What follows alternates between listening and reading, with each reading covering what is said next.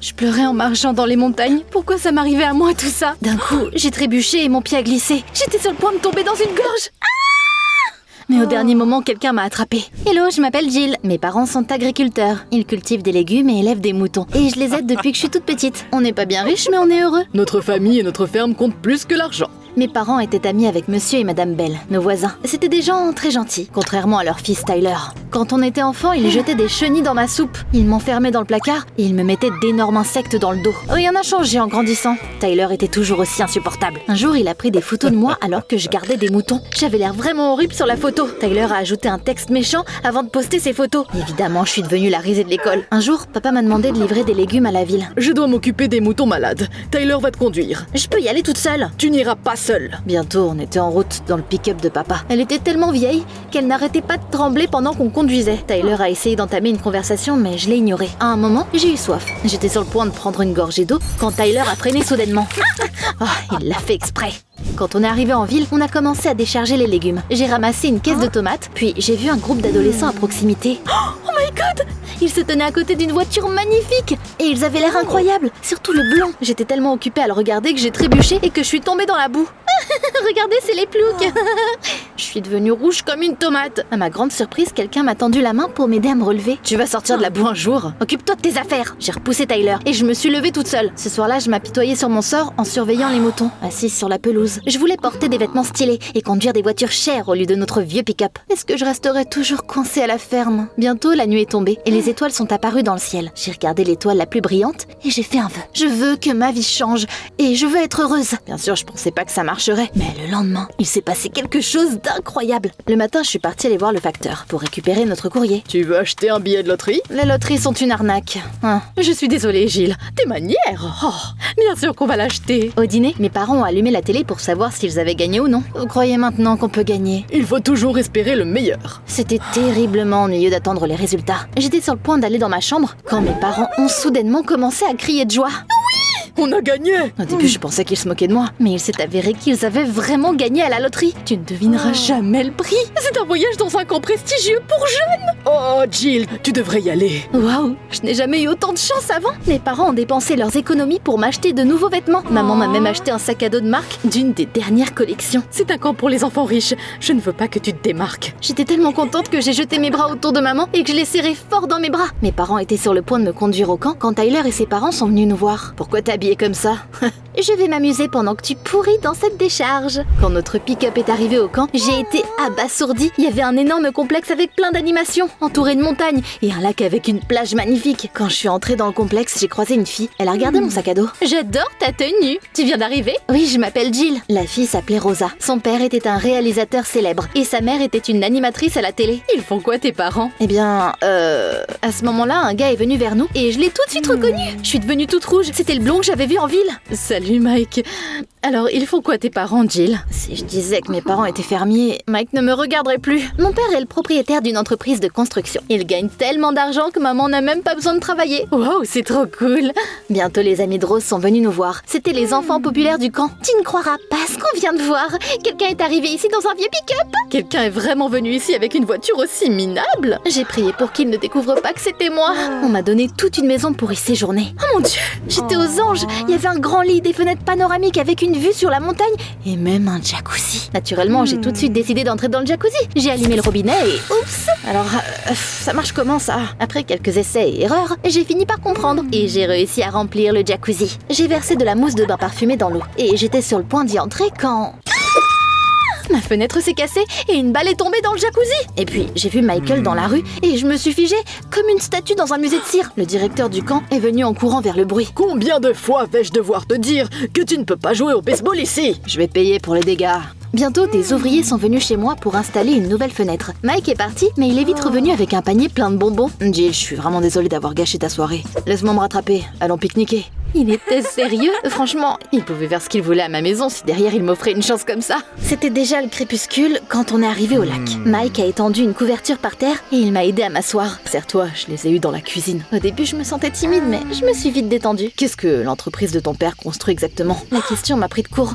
Tu sais, je lui ai jamais demandé. Tout ce qui compte, c'est qu'il me donne de l'argent. Mes parents ont aussi une entreprise. Ils pourraient acheter tout ce camp s'ils le voulaient. J'ai vite changé de sujet avant qu'ils ne comprennent que je mentais. Pendant ce temps-là, la lune est apparue dans le ciel. Quand Mike m'a regardé, je l'ai vu dans ses yeux. Mon cœur battait la chamade. Oh, j'étais vraiment en train de tomber amoureuse de Mike. Le lendemain, Rosa m'a demandé si je voulais sortir avec elle et ses amis. On a nagé dans la piscine, fait des toboggans aquatiques et on a même fait un karaoké. À un moment donné, une fille étrange est arrivée à la piscine. Elle s'est assise à une table et elle a commencé à bricoler quelque chose. Wow, regardez sa robe. Ma grand-mère en portait une comme ça. Et ces baskets ne correspondent pas. La fille s'appelait Mia. Elle a dit qu'elle faisait des cartes postales. Je pense que ça s'appelle du scrapbooking. Va quelque part où je te vois pas. Oh, ta tenue est tellement moche qu'elle me fait mal aux yeux. Si j'étais Mia, j'aurais voulu disparaître. Mais elle a réagi calmement. Je vis dans un orphelinat et je n'ai pas les moyens d'acheter des vêtements chers. Notre sponsor a payé mon séjour ici parce que je suis la meilleure élève. Ton orphelinat doit être trop horrible si toi t'es la meilleure. Maintenant, c'est qui est venu ici dans ce vieux pick-up. Je n'aimais pas me moquer de Mia, mais j'ai forcé un sourire parce que je ne voulais pas me démarquer du groupe. Les jours qui ont suivi, j'ai profité de la vie au camp. Les enfants riches me traitaient comme leur égal. Mia est devenue une paria. Un jour, Rosa l'a poussée et Mia a laissé tomber tout le matériel pour ses cartes postales. Regarde où tu vas. Quelqu'un a appelé Rosa à la piscine et elle est partie. Mais je suis restée dans le couloir et j'ai aidé Mia à tout ramasser. Merci. Je suis désolée, les gens ne devraient pas te traiter comme ça. Ne t'inquiète pas pour ça. Même les autres enfants de l'orphelinat pensent que je suis bizarre. Je porte des baskets différentes pour avoir de la chance. Je dors par terre et je suis tout le temps en train de bricoler. Mia était vraiment bizarre, mais elle était aussi gentille. Je me suis intéressée au scrapbooking et je lui ai demandé de m'apprendre à faire des cartes postales. Évidemment, je ne lui parlais qu'en cachette. Les soirs, on allait à la bibliothèque qui était toujours vide et Mia m'apprenait des bricoles pendant qu'on parlait. Un jour, il y avait une fête sur le lac au camp. J'ai mis ma plus belle robe. Quand je suis arrivée au lac, Mike ne pouvait pas me quitter des yeux. Il y a même un DJ qui est venu. Il était assez célèbre. On a écouté ses mix et on s'est lâché. Puis Mia est arrivée au lac. Mais qu'est-ce que tu fais ici? Les mendiants n'ont pas leur place ici, pas vrai, Jill? Eh bien, Mia m'a regardée avec des yeux pleins d'espoir, mais j'ai hésité. Tu devrais défendre Mia. Tu devrais prendre le parti de Rose si tu ne veux pas devenir une paria. Tu ne peux pas juste penser à toi-même. C'est vrai, tu dois aussi penser à Mike. Si tu deviens une paria, il ne te parlera plus jamais. Oh, la ferme, vous deux. Mia, je pense que tu devrais y aller. Mia s'est retournée et elle est partie sans rien dire. Je me sentais mal à l'aise jusqu'à ce qu'un slow commence à jouer. Michael m'a demandé de danser. Il a mis ses mains autour de ma taille et j'ai oublié tout le reste. Oh, c'était magique! Puis j'ai senti quelqu'un me regarder. Je me suis retournée et j'ai vu une ombre parmi les arbres. Mais quand j'ai cligné des yeux, elle n'était plus là. Tout va bien? Ouais, c'est rien. La fête battait son plein quand Rosa a soudainement dit qu'il fallait qu'on parle. Mike passe trop de temps avec toi. Arrête ça. Il s'est avéré que Rose avait aussi un crush sur Mike et que ça faisait un moment qu'elle essayait de se faire remarquer. Je l'ai convaincue qu'on était juste amis. Quand je suis retournée dans ma chambre après la fête, j'ai de nouveau senti quelqu'un me regarder. Quelqu'un m'observait. J'ai regardé autour de moi, mais je n'ai vu personne. Le lendemain, quelques personnes ont obtenu la permission d'aller dans la ville la plus proche, y compris moi. On est allé à la première d'un nouveau film. Quand on est sorti du cinéma, j'ai vu le pick-up de mes parents pas loin. Oh non! Regardez, c'est ce vieux pick-up! Mes parents m'ont vu et ils m'ont fait signe. Je me suis vite cachée derrière Mia. Oh Mia, ils doivent te faire signe. Mia a essayé de le nier, mais personne ne l'a écouté. Pendant que tout le monde rigolait, je suis montée dans la voiture de Mike. Sur le chemin du retour, j'ai eu plusieurs appels de mes parents, mais j'ai pas répondu au téléphone. Ce soir-là, j'ai reçu un texto d'un numéro inconnu. Je sais tout. Ce couple de fermiers qui t'ont croisé au cinéma sont tes parents. J'ai eu des frissons dans le dos, mais qui aurait pu m'envoyer ça? J'ai pas fermé l'œil de la nuit parce que j'étais trop stressée. Dès que le soleil s'est levé, je suis allée déjeuner. À ma grande surprise, Mia s'est assise à côté de moi. Hé, mais tu fais quoi? Imagine si quelqu'un nous voit ensemble. Oh, j'ai pitié de toi. T'as pas le courage de dire ce que tu penses et d'être toi-même. Je ne veux pas qu'on me traite de bizarre comme toi. Mia est partie et j'ai tout de suite regretté ce que je venais de dire. Mais je ne suis pas allée m'excuser. Ce jour-là, Mike m'a proposé un rencard. Et oui, t'as bien entendu, un vrai rencard. On marchait et on se tenait la main. Et puis, Mike m'a embrassée. J'ai eu les genoux qui ont flanché et j'ai senti des papillons flotter dans mon ventre. Mais Rosa nous a vus et elle est devenue furieuse. Je t'ai dit de laisser tomber Mike. Il est à moi. Hé, calme-toi. J'étais pas contrariée d'être fâchée avec Rose. Mike a pris mon parti alors j'étais aux anges. Mais là, mon humeur a été gâchée parce que quand je suis arrivée chez moi, j'ai reçu un autre texto. Tu m'as oublié. Imagine ce qui se passerait si tout le monde découvrait la vérité.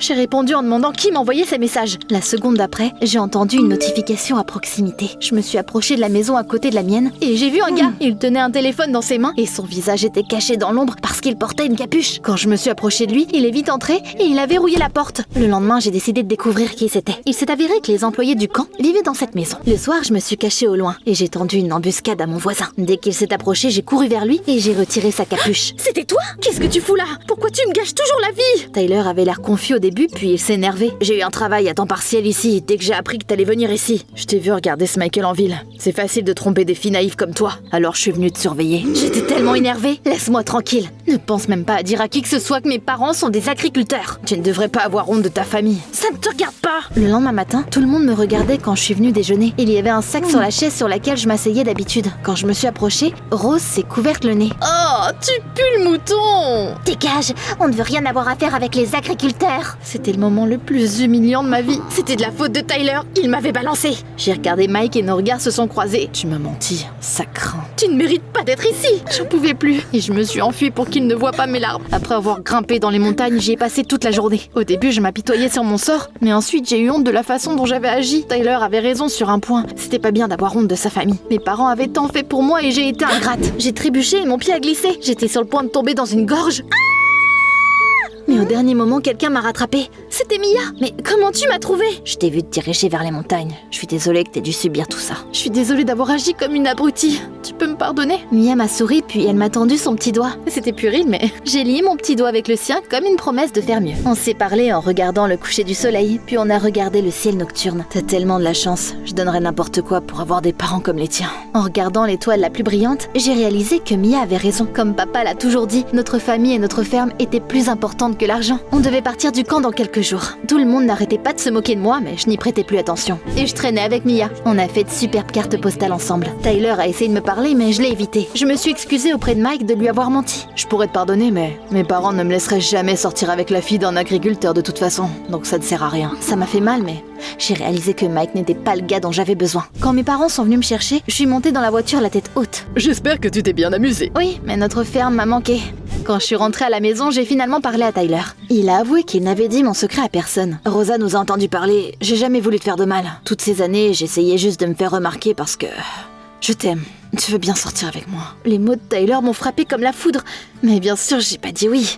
Tu aurais pu juste me parler au lieu d'agir comme un con. Visiblement, Tyler s'attendait à une réaction différente. Il n'est plus venu chez nous après ça, mais Mia venait souvent. On faisait des cartes postales et on a même ouvert une boutique en ligne ensemble. Mes parents aimaient vraiment Mia. Un jour, ils ont discuté de tout et ils ont décidé de l'adopter. Mia a accepté et on va bientôt être sœurs, tu vois? Les souhaits se réalisent si tu restes courageux et que tu suis ton propre chemin.